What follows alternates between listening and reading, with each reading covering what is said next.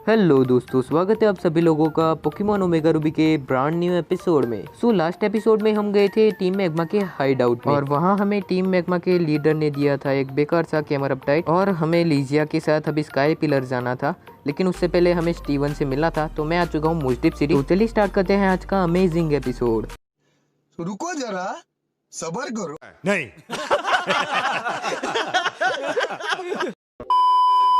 तो गाइस, सबसे पहले मेरी ओर से आपको हैप्पी मकर संक्रांति। बहुत सारी पतंग उड़ाओ, मज़े से उड़ाओ, सेफ्टी के साथ उड़ाओ, लेकिन इस वीडियो के बाद। ठीक है, अगर आपको टाइम मिलता है तो देख लेना वीडियो। तो चलो अभी चलते हैं स्टीवन को मिलने स्पेस सेंटर में। और मैं यहाँ तीसरी बार आ चुका हूँ। गाइस, मैं आपको एक बात बताना चाहता था। कल वीडियो नहीं आ सकता, शेड्यूल के मुताबिक कल वीडियो आना चाहिए था, लेकिन कल नहीं आ सकता। फ़िलहाल चलते हैं स्टीवन से मिलने के लिए। तो अभी मेरा डाउट भी क्लियर हो चुका है। जिनिया अच्छी लड़की है, बुरी नहीं है। मुझे पहले ऐसा लग रहा था कि वो बुरी है, लेकिन ऐसा बिल्कुल भी नहीं है। ब्रैंडन, मैं तुम्हारी राह देख रहा था। तो अभी जिनिया ने मुझे जो कहा था वो मैं स्टीवन को बता रहा हूँ। 5 minutes later. तो ऐसा है, उस वुमन जिनिया ने स्काई पिलर को मेंशन किया था। बहुत कम लोग वहां एंटर कर सकते हैं, सिर्फ प्राचीन दुनिया के वो सक्सेसर्स जो जानते हैं कि वो क्या है। वहां के लोर कीपर्स को टास्क दिया गया था, जो वहां से पास हो सिर्फ उन्हीं लोगों को वो नॉलेज बांटेंगे। क्या तुम वेलेस को जानते हो, जिसको तुम मिले थे सूटोपोलिस में? हाँ, मैं जानता हूँ उनको। उनके साथ ही तो मैंने मेरा लास्ट जिम बैटल किया था। वो ठीक है, तब तो अच्छी बात है। सूटोपोलिस का जिम लीडर वेलेस शायद से जानता है कि कैसे स्काई पिलर के एंट्रेंस का सील ओपन हो सकता है। वो उन्हीं थोड़े इंसानों में से एक है जिसको प्राचीन लोर के बारे में थोड़ा कुछ पता है।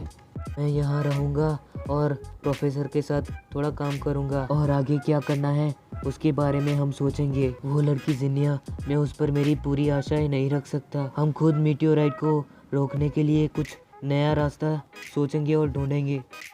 जिनिया और स्काई पिलर, वो दोनों मैं तुम्हारे हाथों में छोड़ता हूँ। मैं तुम्हारे लिए वेलेस को एक मैसेज भेज दूंगा, तो वो तुम्हारी मदद करेगा। तुम शायद से उसको ढूंढ पाओगे कि वो ओरिजिन में, जो कि है सूटोपोलिस में। Okay, thank you Steven. तो अभी मुझे जाना है कि वो ओरिजिन में, जहाँ से मैंने पकड़ा था लेजेंडरी पोकेमॉन ग्राउडोन को। और तो और मुझे वेलेस से भी मिलना होगा, क्योंकि सिर्फ वही स्काई पिलर के सील को ओपन कर सकते हैं। तो चलो अभी फ्लाई यूज़ कर लेते हैं। अरे नहीं यार, सेप्टाइल और पिकाचू फेंटेड है। तो मैंने हमारे सारे पोकेमॉन को हील करा दिया है। तो चलो लेटियोस, चलते हैं सूटोपोलिस सिटी।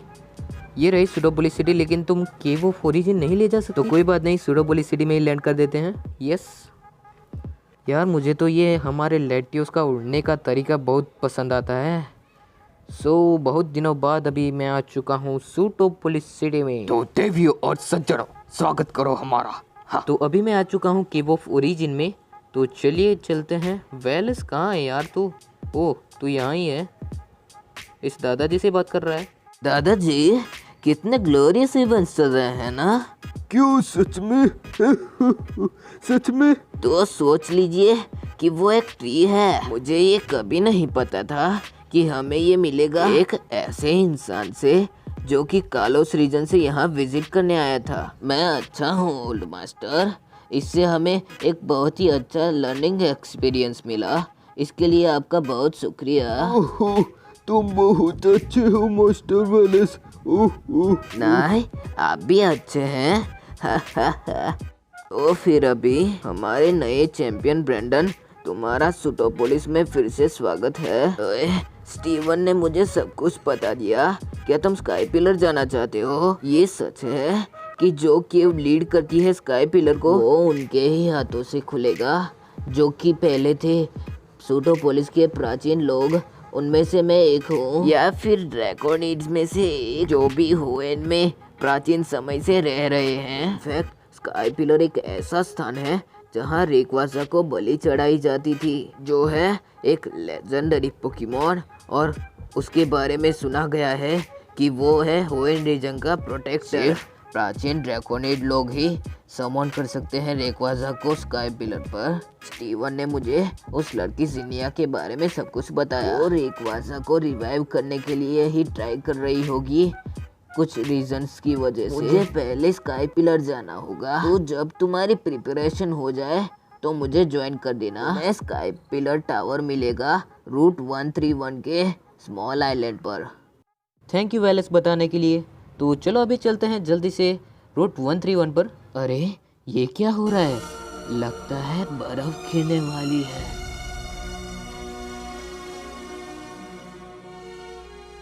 कुछ भी।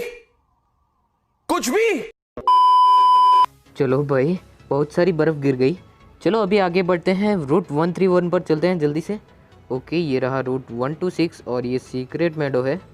तो रूट 130 ये है, तो इस तरफ रूट 131 होना चाहिए। यहाँ तो रूट 129 है। ओके, तो उसके आगे होना चाहिए रूट 131। यस, ये रहा रूट 131। ओके, तो यहाँ लैंड कर देते हैं। तो गाइज अभी डेल्टा एपिसोड चल रहे हैं, तो डेल्टा एपिसोड के बाद हम लेजेंडरी हंटिंग करेंगे और उसके बाद फिर से हम इलाइट 4 को चैलेंज करेंगे। तो उसके लिए मैंने बहुत ही अच्छा प्लान सोच कर रखा है। तो बस यार इस तरीके से ही सपोर्ट करते रहना। तो ये छोटा सा आइलैंड में जहाँ खड़ा था उसके एग्जैक्ट पीछे था। तो चलो वेलेस से बात करते हैं। अबे क्या सोच रहा है बे तू? तो तुम आ गए ब्रेंडन। तो जैसा कि तुम देख सकते हो, मैंने स्काई पिलर का सील ओपन कर दिया है। इसका रास्ता फॉलो करना और पिलर पर टाइम पर पहुंच जाना। हावेवर, इस पॉइंट से आगे बढ़ने के लिए तुम्हें मुझे एक ट्रायल देना होगा। ये मेरी ड्यूटी है एक प्राचीन सूटोपोलिटियंस होने के लिए, जो कि मेरे फॉर्मर मास्टर ने मुझे दी थी। तुम्हें मुझसे यहाँ बैटल करना ही होगा अभी के अभी। प्रूव करो कि तुम्हारा पावर इतना है कि तुम इसके आगे अपने आप बढ़ सकते हो। अब मुझे बताओ, क्या तुम तैयार हो? जी हाँ। तो फिर चलो शुरू करते हैं।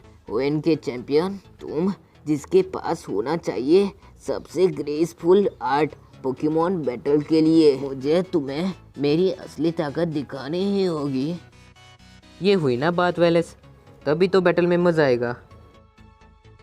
सो ये एक अपॉर्चुनिटी है, लेकिन मैंने वेलेस को एक दूसरा चांस दिया है मेरे सामने जीतने के लिए। तो चलिए देखते हैं कि वो मेरे सामने जीत सकता है या नहीं। तो उसका पहला पोकेमॉन वेलोड है। तो मैं सोच रहा था कि मैं सिर्फ ओनली पिकाचू वर्सेस वेलेस के सारे पोकेमॉन क्यों ना हो जाए। यस, मैं कर सकता हूँ, लेकिन मैंने पहले लेटियोस को रखा था। तो अभी मुझे स्विच करके पहले पिकाचू को बुलाना होगा। सो चलो पिकाचू, बाहर आ जाओ और तैयार हो जाओ वेलेस के सारे पोकेमॉन्स को हराने के लिए। मुझे पता है ये तुम कर सकते हो। तो वेलोड यूज़ कर रहा है हैवी स्लैम, जिससे पिकाचू को कुछ नहीं होने वाला क्योंकि ये इफेक्टिव नहीं है।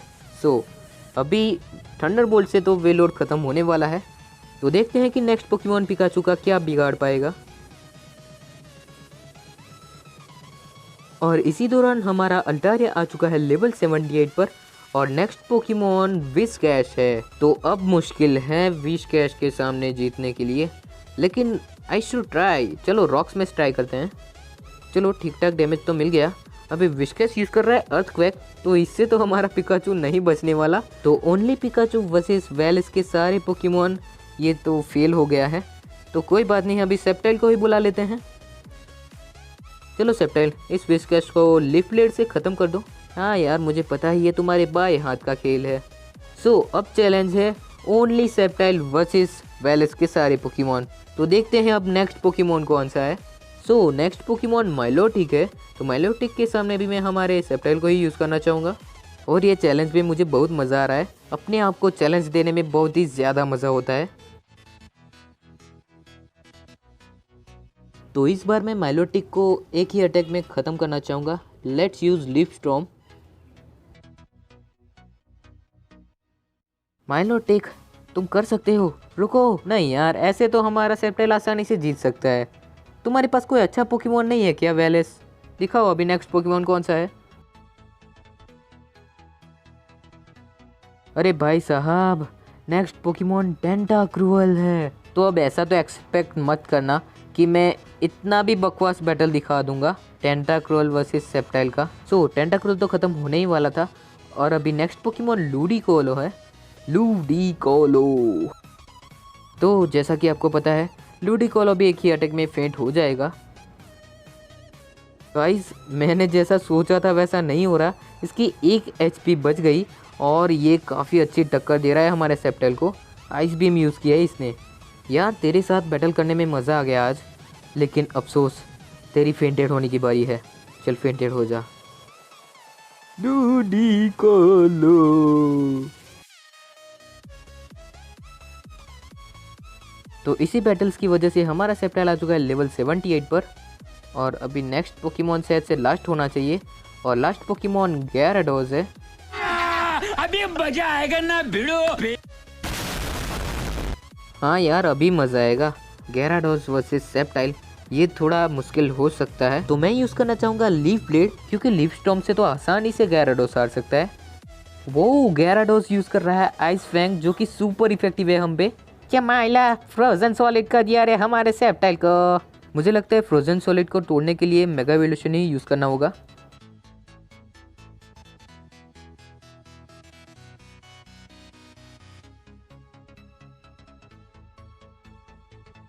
अरे ऐसा कैसे हो सकता है, अभी भी फ्रोजन है यार। ऐसा तो मैंने सोचा भी नहीं था यार।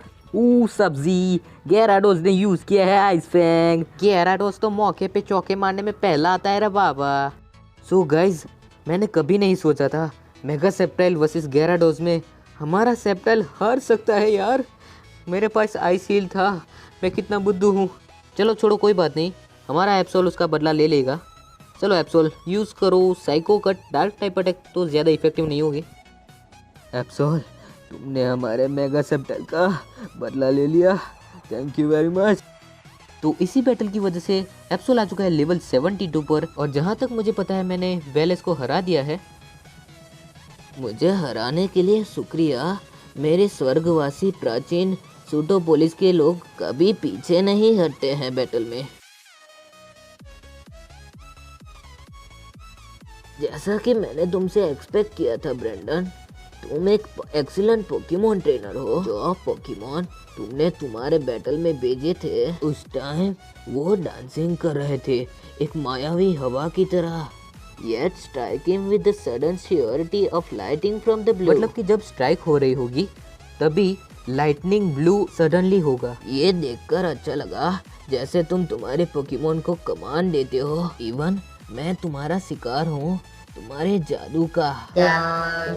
अब जाओ चौथे पर उस सच को ढूंढो जिसकी तुम्हें जरूरत है। जैसा कि हमारे प्राचीन सूटोपोलिस लोगों ने कहा था, मैं इस पवित्र स्थान पर नहीं जा सकता। अभी मैं जा रहा हूँ सूटोपोलिस। उससे पहले कि बुरा समय आ जाए मुझे एक अच्छा प्लान बनाना होगा। हमारे एफर्ट से मुझे माफ करना, हम हर बार पूरी दुनिया को बचाने का जिम्मा तुम्हारे हाथ में रख देते हैं। तुम फिर से एक और बार करोगे। Good luck to you young champion. Thank you Wallace.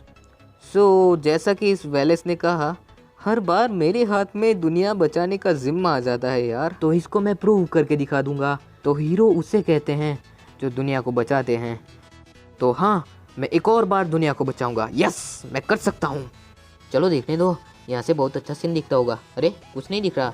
Okay, तो साइकिल यूज़ कर सकते हैं। अभी मुझे थोड़ा अच्छा लगा, साइकिल के बिना मैं कितना स्लो चलता हूँ। तो तुम मेरे लिए आ गए, उसके लिए शुक्रिया। वो बहुत अच्छा है ब्रेंडन, मैंने सच में इसको फील किया अभी यहाँ। जब से तुम गुड बॉय थे मैं सोचती थी मैं तुम्हें कुछ दूंगी जो अभी मेरे पास है। देखो वो पेंटिंग्स है जो इस टावर को कवर करती है। देखो ये है ह्यूमैनिटी की हिस्ट्री और पोकेमॉन और नेचर की खुद की भी। वो सभी कथाएं मेरे से पहले मेरे एंसेस्टर ने कही थी, ड्रैकोनिड्स 1000 साल पहले, और उस हिस्ट्री को अब मैं पास करूंगी। तुम्हें विद्या मिलेगी। हजारों साल पहले बहुत ही लंबे प्राइमल एज के दौरान ये दुनिया ओवरफ्लो करती थी नेचुरल एनर्जी से। उस एनर्जी के लिए प्राइमल ग्राउडोन और प्राइमल कायोगर एक दूसरे से बहुत वक्त लड़े थे। प्राइमल ग्राउडोन और प्राइमल कायोगर के ग्रेट पावर के सामने दूसरे लोग कुछ नहीं कर सकते थे। उनके पास सिर्फ एक चॉइस बची थी। डिजास्टर को देखो, डिजास्टर होने से पहले और डिजास्टर होने के बाद। उस वक्त बहुत सारे ग्रेट मीटियोरॉइड स्पेस की डार्कनेस में से एक प्लेस से आ रहे थे जो कि स्वर्ग से भी ऊपर की जगह थी, और एक के बाद एक मीटियोरॉइड्स गिर रहे थे वाटरफॉल में, जो पहले कभी घर हुआ करता था सारे ड्रैगन टाइप पोकेमोन की प्रजातियों का।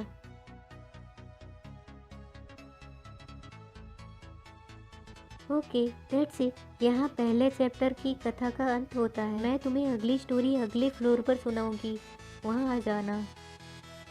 ओके जिनिया। सो फर्स्ट चैप्टर की स्टोरी में मज़ा आया मुझे तो। चलो चलते हैं सेकंड फ्लोर पर और तैयार हो जाओ सेकंड फ्लोर पर सेकंड स्टोरी सुनने के लिए। ये स्टोरी में बहुत कुछ है जो होएन की हिस्ट्री में आता है। तो चलो आगे बढ़ते हैं। मुझे लगता है कि अब मैं सेकंड फ्लोर पर आ चुका हूँ। क्या यहाँ पोकेमोन भी मिलते हैं? ओह, तो तुम आ गए। चलो मुझे कंटिन्यू करने दो। अभी फाइनली टाइम है चैप्टर 2 का। ये हम चले अंत में, राइट? मुझे पता है तुम्हें मज़ा आ रहा है। आई विश कि आपको भी मज़ा आ रहा होगा गाइस। एक मीटियोर सोन रेनबो ब्रिलियंस के साथ जब थोड़ी ग्रेट लाइफ का आयोजन किया गया था, वो तब था जब इतने ब्रिलियंस के साथ एक पोकेमोन को ड्रॉ किया गया था। और वो सोन चमकता हुआ पन्ना जो कि वंशज था स्वर्गवासियों का। वो पोकेमोन कोई और नहीं, रेकवाजा था। रेकवाजा की शक्ति की वजह से वो 2 प्राइमल पोकेमोन और दुनिया की शांति भी फिर से आ गई। और उसी दिन से वो इनके सभी लोग रेकवाजा को सच्चा रक्षक मानने लगे। और हजारों साल बाद इस टाइम मीटियोराइट फिर से गिरने वाले हैं। एक बहुत ही बड़ा मीटियोराइट जो पहले इतना बड़ा कभी नहीं पाया गया था, जो हमारे प्लानेट से टकराने वाला है। समुद्र में बहुत ही गहरी बोरिंग करने के बाद और छोड़ देने के बाद क्रिएटर बहुत ही बड़ा बन गया और उससे उस लैंड का जन्म हुआ जिसको अभी कहा जाता है Sootopolis. And that is it. Chapter 2 खत्म हो गया, लेकिन हमने सिर्फ अभी स्टार्टिंग लाइन ही पार की है। वहाँ बहुत ही लंबा रास्ता है अभी तो। अब पीछे गिरना मत। हाँ यार, इसने तो बिल्कुल सच बात कही है। एक एक कदम ध्यान से रखना होगा। चलो चलते हैं थर्ड फ्लोर पर। अरे यहाँ तो मिट्टी भी गिर रही है, ध्यान से जाना होगा। राम राम राम राम राम राम राम मरा मरा मरा मरा मरा।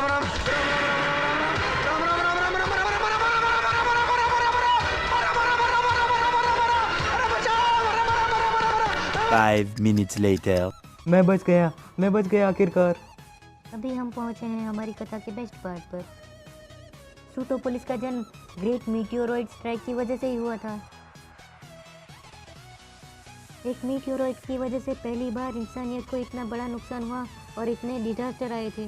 जब ये हमारे प्लानेट के साथ टकराया था तो वो लैंड क्रैक हो गया था और बेनित हो गया था। और प्रकृति की भलाई के लिए होएन के नीचे से वो पाया गया था। उस एनर्जी की भूख के लिए प्राइमल कायोगर और प्राइमल ग्राउडन फिर से जाग गए। सारे लोगों की एक ही विश थी, हजारों साल पहले की मेमोरी। उनकी इच्छा थी लेजेंडरी पोकेमोन को एमरल्ड लाइट से ढकने से वो फिर से दिखने लगे। बहुत ही बड़ा मीटियोराइट जो सूटोपोलिस के दिल पर गिरा था और उसमें बहुत ही ज्यादा तेजी थी। उसके ब्रिलियंस में वो पावरफुल कीस्टोन जैसा बहुत ही बड़ा और एक और बार स्वर्ग से रेकवाजा उतर के आ गया। सारे लोग रेकवाजा के सामने अपने घुटनों पे झुक गए और अपनी विश मांगने लगे मुक्ति के लिए। जब उन्होंने किया तब लेजेंडरी पोकेमोन में बहुत ही बड़ा चेंज आ गया था। वो सब हुआ था एक ब्लाइंडिंग लाइट में। वो लाइट कम होने के साथ उन लोगों को मिला रेकवाजा का सारा नॉलेज। एक विशिष्ट फिगर, बहुत सारे जोश के साथ लाइफ फोर्स को रोकने वाला।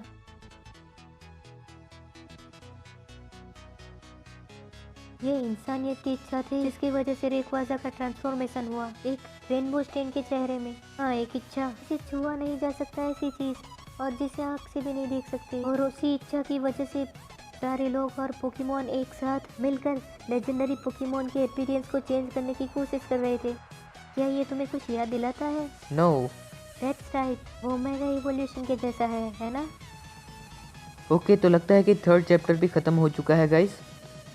तो चलो और आगे बढ़ते हैं और नेक्स्ट फ्लोर पर चल के अगली स्टोरी को सुनते हैं। तो अभी मेरा टाइम है कार्टून प्रमोशन का। सो आज रहने देते हैं, कार्टून प्रमोशन अब से बंद कर रहा हूँ। कुछ लोगों को उसमें मज़ा नहीं आता होगा। सो गेम पर फोकस करते हैं और चलते हैं जल्दी से। और नीचे साइड से मुझे एक पोकीबॉल दिख रही थी, क्या आपको वो दिखी? और अब स्टोरी का अंत कैसे होगा?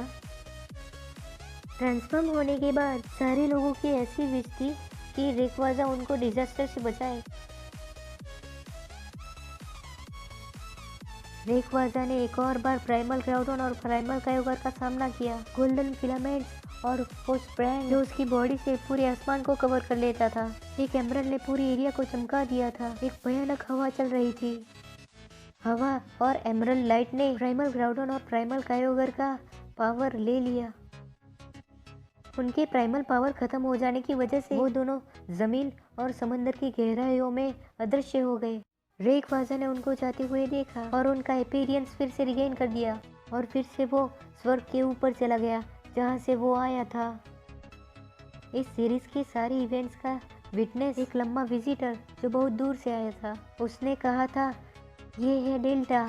इस दुनिया की बहुत सारी अशांति का जन्म इंसान की इच्छाओं की वजह से और पावर स्टोन की वजह से। ये मुसीबत भी अपने आप शांत हो जाएगी, जैसा कि प्लेग ने पूरी दुनिया में किया था। वो तब था जब ड्रैकोनिड्स ने ग्रेट टावर बना दिया था उस रेनबो स्टोन को पकड़ने के लिए, जिससे रेकवाजा की शक्ति को ग्रांट मिली थी और कोशिश की थी स्वर्ग से भी ऊपर रेकवाजा से बहुत ही क्लोज जाने के लिए। हिस्ट्री के रिकॉर्ड के मुताबिक उनके ट्रायल्स, उनकी ग्रेट फीट, माइटी रेकवाजा के बारे में सब कुछ जानने की, और उन्होंने थोड़े मूरल्स यहाँ छोड़ दिए जो तुम देख रहे हो। एक बहुत ही बड़ा पावर और पेंटिंग्स ऑफ द पास्ट। तुम्हें पता है, मुझे ऐसा फील हो रहा है कि ये सब अभी अभी हुआ था लेकिन अभी मुझे लगता है ये टाइम है हमारी कहानी के लास्ट चैप्टर का। हमारी अधूरी कहानी नहीं पता ये कब खत्म होगी। यार ये कहानी बहुत ही लंबी है, लेकिन आखिरकार लास्ट चैप्टर तक हम पहुंच चुके हैं। आखिरकार हम फाइनल चैप्टर तक पहुंच गए। हजारों साल की शांति और उसको फॉलो करता हुआ विनाशकारी समय। लेकिन ड्रैकोनिड लोगों ने उनकी साइक्लिकल नेचर की बहुत ही लंबी हिस्ट्री से सीखा है। कहा जाता था मीटियोराइट्स फिर एक और बार उस लैंड पर फिर से गिरेंगे। The meteorite to come they prophesized would be far greater than those that had come before. ये मीटियोराइट इतना बड़ा होगा कि पूरी दुनिया को फिर से तोड़ देगा। जो विनाश होने वाला था उसको रोकने के लिए वो दोनों आएंगे जिसको इस नॉलेज के बारे में पहले कभी पता नहीं था। उनका प्लान था रेकवाजा को फिर से जगाना, एक ग्रेट रक्षक को, और उसको समॉन करना इस धरती पर उससे पहले कि मीटियोराइट स्ट्राइक कर दे। और वही थी, और वो है हमारी कहानी का अंत, ड्रैकोनिड की कहानी का। मैंने बहुत लंबे समय तक सोचा था कैसे मैं इस खुशियों को प्रोटेक्ट कर सकती हूँ, जितने लोगों की हो सके उतने लोगों की। मुझे क्या करना ही चाहिए, वो एक ही है जिसके पास नॉलेज और पावर दोनों हैं। वो एक ही है जो बहुत सारी इच्छाओं को अपने पास रखता है, जो कभी अशांति में नहीं रह सकता। वेल, मुझे सच में क्रिएटिव होना चाहिए, तुम्हें पता है। तो गाइस आज का एपिसोड के लिए इतना ही था। मिलता आप सभी को नेक्स्ट एपिसोड में। वीडियो अच्छा लगा हो तो प्लीज़ लाइक कर देना, और आज का पोके क्विज आपको मिल जाएगा कमेंट बॉक्स में, वहां से आप कमेंट कर सकते हैं। और इस वीडियो के लिए मैं लाइक एम रखता हूँ 25। प्लीज़ इसको ख़त्म कर देना। आप सभी को मेरी ओर से एक और बार हैप्पी मकर संक्रांति। जो चैनल पर नया है वो चैनल को सब्सक्राइब कर दे और बेल नोटिफिकेशन ऑन कर दे। I hope you enjoyed the video. Thanks for watching.